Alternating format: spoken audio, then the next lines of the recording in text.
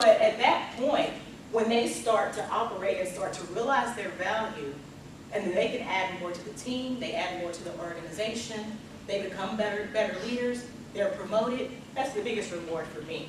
Because at this point, my influence not only has impacted the individual, but this is where you influence the influencers.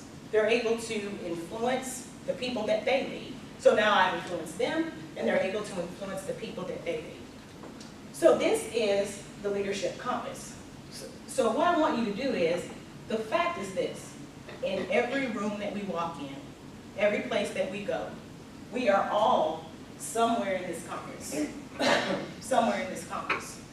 So you have to be able to have influence, but you have to be able to recognize your surroundings and to know where do you lead well at. Because none of us are perfect, right? We all have areas of opportunity. But where do you influence well at? Do you influence yourself well? Positional? If you have some sort of position or title, do you influence your peers well? Or have you really taken the approach, and this is the highest level of leadership, to really invest in others? Are you willing to show others what you know? Show others the way. So in every room that we walk in, we fall somewhere in this compass.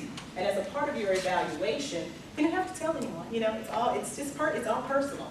But really, you need to know this when you're talking about how you influence, who you influence, and why.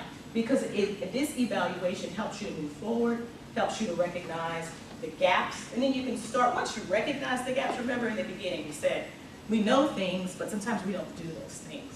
So once you kind of evaluate and recognize where you are, you can kind of take the action steps to work on these things. Now, for me, peer leadership is something that I'm always working on. As roles change, people get promoted, people leave, then I have to go back to the drawing board. I have to go, I have to connect. Hi, Katie, are you there? Welcome, welcome. You know, and you have to get to know people, understand what they do well, understand their strengths and weaknesses, and then in my mind I have to try to figure out, how can we work well together? What could I do to add value to this person?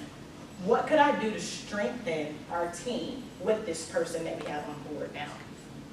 So for me, peer leadership is an area that I'm always working on, and of course, leadership and influence, it's a daily thing, right?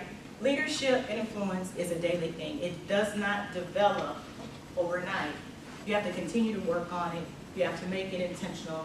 You have to continue to reevaluate yourself as you go throughout life, and you face different challenges and changes within your organization, even within your personal life.